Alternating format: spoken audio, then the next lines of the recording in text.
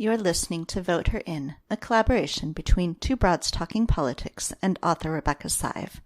On today's episode, we speak with Congresswoman Lauren Underwood from the Illinois 14th District.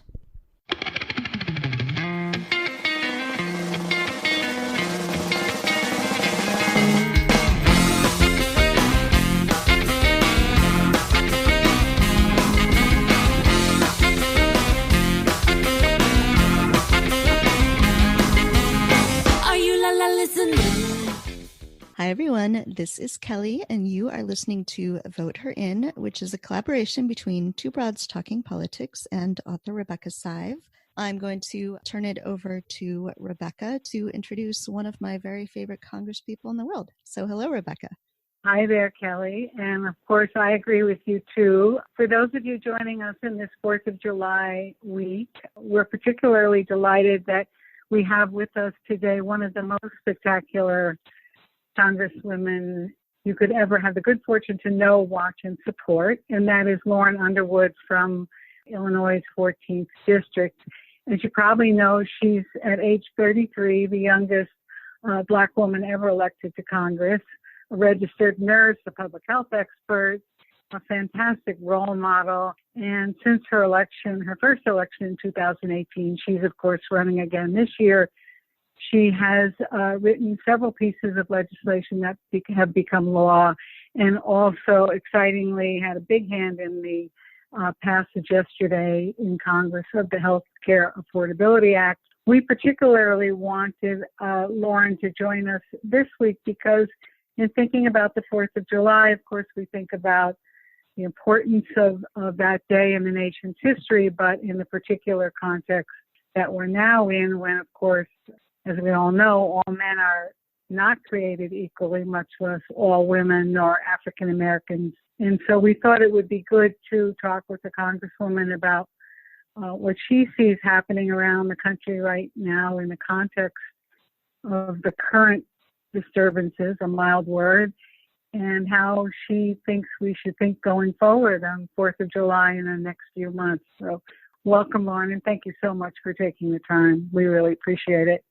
Well, hi, Rebecca. Hi, Kelly. It's so good to be with you today. Thank you.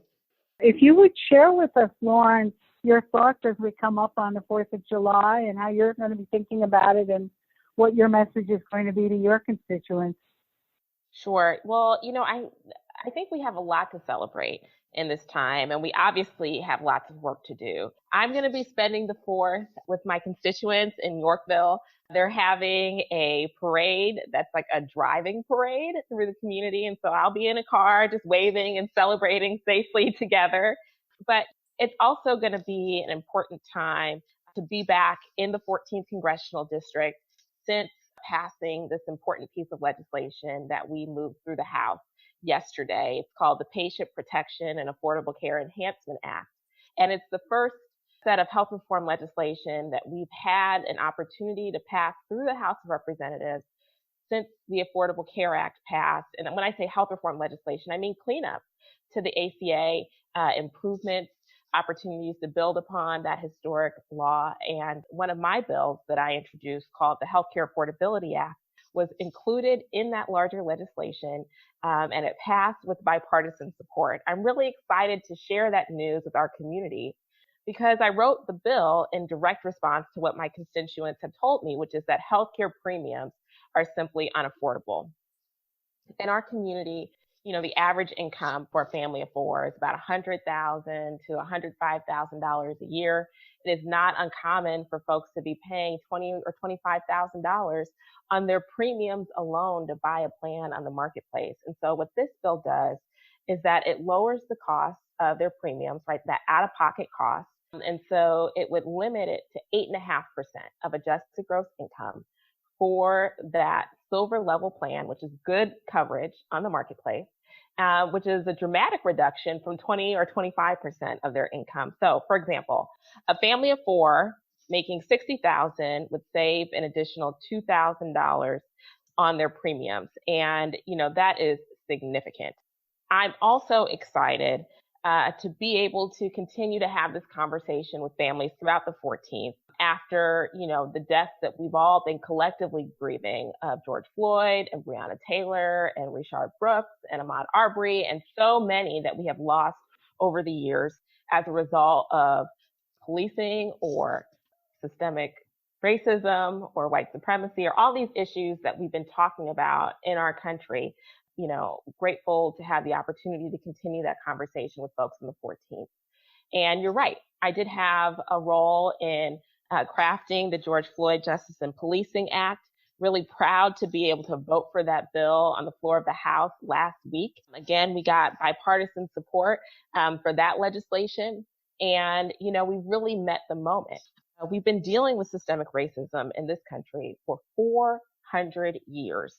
And it's expressed itself in a number of ways in all of our lives, right? Thinking about inequalities in education system and housing and healthcare, and obviously in our criminal justice system.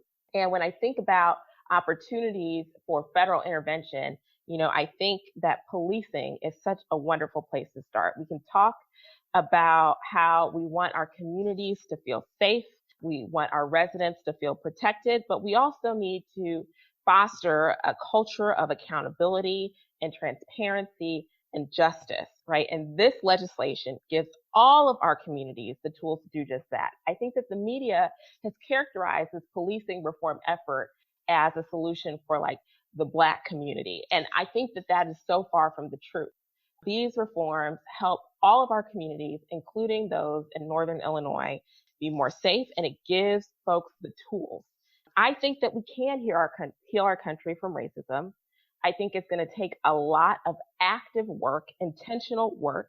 It takes work to build bridges and to come together and to unify. It's not something that can be done passively. If it was just going to happen, it would have happened over these 400 years, right? But we have to actively do it because the divisions in our society are deeply rooted. They've been used as political ploys to try to separate us, to make us look at our neighbors with suspicion and fear. And so we have to decide to stand up and say no to that kind of politics. And this bill is a good first step in that regard. So it's been a really big week in Supreme Court decisions, couple weeks in Supreme Court decisions. And there was just a decision that SCOTUS knocked back a Louisiana law that was going to really restrict abortion rights. You've been pretty vocal about the importance of healthcare for women. And with Congresswoman Alma Adams, you launched the Black Maternal Health Caucus. Can you talk some about that and the kinds of policy changes, the kinds of funding that you would like to see to really help support Black maternal health and what that would mean in this country? Yes, I was so happy to see that Supreme Court decision. And obviously, as a nurse, I support women's right to the full range of reproductive health care services without restrictions. And that includes access to safe, legal, and affordable abortion. But I also want to tell you why women's health and maternal health care in particular is important to me. So when I was in graduate school at Johns Hopkins, I had an incredible friend. Her name was Dr. Shalon Irving. After we graduated, she went on to become a lieutenant commander in the United States Public Health Service Commission Corps. She worked at the Centers for Disease Control and Prevention as an epidemiologist and had focused her career on ending health disparities. Shalon was also an expectant mom. She was so excited and gave birth to her beautiful baby daughter, Soleil, in January of 2017. And 3 weeks after giving birth, she died due to complications from her delivery. And, that was a shocking loss to me. And listen, as a nurse, right, we know about these disparities in our healthcare system. And even the maternal mortality rates, I knew it in an academic sense. But to witness this happen to someone that I cared about and, someone who had, quote, done everything right was just shocking. And, it shouldn't have been, because in the United States, Black women are 3 to 4 times more likely to die from pregnancy-related complications than white women. In our state in Illinois, Black women are 6 times more likely to die than white women. And, this has been the case my entire lifetime. I'm 33 years old, and this disparity has persisted. We've not seen, right, large federal, national initiatives to end this disparity and to save moms' lives. And so, when I came to Congress, I knew I wanted to work to solve this problem. And so I teamed up with Congresswoman Alma Adams. She's from North Carolina. And honestly, I thought it was just going to be the two of us working on this issue. But we wanted to give ourselves a name because that's just what you do in Congress. And, it turns out so many colleagues wanted to join us. We are now up to over 100 members. It's bipartisan. And in March, we introduced something called the Black Maternal Health Momnibus Act. So it's like omnibus, which is congressional word for a collection of bills that have been put together and into one legislative package, but for moms. So it's called Momnibus. And it's 9 pieces of legislation to comprehensively address the maternal health crisis in our nation. Some of the bills have bipartisan support, and I'm really, really optimistic that we're going to be able to see this legislation get full consideration in the Congress, over to the Senate, and off to the president. I mean, the time for action is now. We cannot wait. And, we've been making some progress. Like yesterday in that big healthcare bill, we were able to include a Medicaid expansion to extend coverage for women in the postpartum period from 60 days to a full year, right? And that is the single most important thing that we could do to save moms' lives in that postpartum period. And so we're making good progress. We have a little ways to go, and we're so excited about the Momnibus. So, related to that, Lauren, and of course you know this too, it's women legislators and women elected officials who are the ones who put forth policies like the one you're discussing and projects like the one you're talking about that aid women and girls. And in that context, of course, we're all thinking right now about Vice President Biden's commitment to select a woman as his VP candidate. Obviously, it's particularly significant in light of the times and also the fact that several women ran powerful campaigns for the presidential nomination. There's also been a lot of discussion about the importance of selecting a Black woman. And last, I would add to this mix all the attention that's been given and paid to, deservedly so, to the women mayors of big cities who've been working to help families in their communities. So I'm wondering in that context, if you could talk with us. We won't ask you who you want to endorse, but I know that would be asking you to sort of look around the corner there. But what's really important, I think, is your view on the key qualities of this prospective nominee, what kind of messages you want to hear her underscore, what kind of legislation you'd like to see her advocate. Yes, I am very excited that we will have a woman VP nominee. I think we have such extraordinary choices, and the vice president really just has like an overflow of riches right. when it comes to the women that he has to pick from. I am particularly enthusiastic about the women of color that have been widely discussed as being part of that shortlist. And I certainly think that that is an appropriate direction to take during this moment in our nation's history, right? In August, we're going to be celebrating 100 years of the women's right to vote. I came in to Congress with the most women serving in the United States Congress in our nation's history. It's also, the largest incoming class of women of color.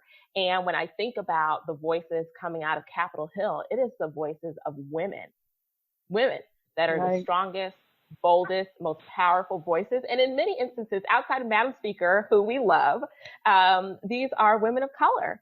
And, that dynamic is a dramatic shift for Washington, D.C. It has made some people obviously very uncomfortable to see young women of color speaking so boldly. And I think that, we have just collectively, the women in Congress, been so effective in getting things done, delivering for our communities, bridging divides and working together and, not just falling prey to this partisanship and, the gridlock that has, so characterized an institution for so long. And I think that, this spotlight on women's leadership will be transformational for our country moving forward. Is there a particular message for these times? If you were writing her nomination speech at the convention in August, what would you recommend to her or whispering in her ear? Well, I would just speak to the many people, because it's not just limited to women, who have not seen themselves reflected in, leadership that's coming out of the White House, don't recognize their values in the values that the Trump administration has, really let guide their actions. And, let people know that we hear you, we see you, and we are here to serve you. And then that message of, service and commitment to the American people Right. is something that I think is going to need to be so central to this message. I think that there's a lot in the imagery, and there's a lot in each of these women's personal stories that's going to be so compelling as the American people get to know them, their strength, their intelligence, their effectiveness, their grace, their humor, right? And all these different things. These are just dynamic women. But I think that a larger message of unity and leadership and understanding, and it's going to be critically important for our nation to just, quite frankly, heal Right. from a time that has been so deeply damaging, and, start to repair our relationships with one another as neighbors, and then our relationships around the globe as well. So we're talking to you here. It's the beginning of July. It's just 4 months out from November, the election. You're running, of course, for re-election in the House, and it's different this time around, right? 2 years ago, you flipped a district. Now you're the incumbent in what's a very sort of swingy district, and the whole world looks different now, and elections look different now. Campaigning looks different now because we're in the midst of a pandemic with voting by mail and the inability to have large rallies. So what does running for re-election look like for you right now? How do you accomplish this? And how can people sort of help out? 2 years ago, I was out there knocking on doors for you, but I, not something I really feel comfortable doing at the moment. So, what can people be doing? So listen, when I was elected in 2018, my promise to my community was that I would carry their voices and values with me to Washington. And literally everything that we've done has been in partnership with our constituents, right? We've been laser focused on healthcare. And throughout 2018, I spoke about people who literally couldn't afford their insulin. And then in the end of 2019, the president signed my bill, the Lower Insulin Costs Now Act, into law, right? And that's a bill that makes generic insulin, low-cost generic insulin, available on the marketplace sooner. And that's a bipartisan victory. We got it done to deliver for people in the 14th. It's also been really important to me to have an open, transparent relationship with our community. I said at the outset, I wanted to be the most accessible, transparent, and responsive representative that I said Congresswoman that the people in the 14th would have ever seen. And that means that we need to engage our community, all of our constituents, regardless of whether they voted for me or not. And so we've had town hall meetings all across this district, and I call it going on tour, and we've done it several times, going around to all 7 counties. And, due to COVID-19, we've had to change the way that we do that work, right? So Facebook Lives and telephone town halls and other, virtual meetings, but we're still keeping up that engagement. And so I would just say that my campaign is just really about continuing and expanding the relationship with the people of the 14th district throughout Northern Illinois, talking with them about the successes we've had, the work that we still have to do, and then really just listening about, what they want us to prioritize next and how to be involved. I would just say, listen, we are getting started right now. So phone calls, texting, postcard parties. And when I say postcard parties, I mean, like, get on your, virtual chat platform that you like with your girlfriends and bring out these postcards, and it can still feel like this communal, fun environment. But we're doing this critical, important voter outreach that reminds people to vote, reminds people to fill out that absentee ballot request, etc. And so, I'm really excited about this new way of campaigning, even if it's different than anything we've seen in the past. You know, when you talk about this new way of campaigning and the old way of campaigning too, of course, you're modeling for other women who may want to follow in your footsteps how to do this work, what to think about, what messages are important for people you're wishing to carry over to your cause to hear. Can you share with us, you know, in a sort of closing here, what kind of advice you share? I'm sure young women are always pestering you for pictures and comments. Can you share with us what you think you really want to stress to these women when you're meeting with them, what you say to them? So when I meet with groups of young women, we meet with like interns that are working on Capitol Hill, or sometimes I'll do like conferences and keynote speeches and things like that. What I always tell young women is to focus on doing the work and don't focus on chasing a title. Because if we let the work guide us, we're going to be able to build this resume of incredible accomplishments and impact that, you know, our value to an organization and our value to the community will be undeniable. And as I think women come into their careers and start to think about additional ways to have impact, I always, always, always encourage women to run. You know, there's something that happens where we start to think that maybe we're not credentialed enough. We haven't accomplished enough.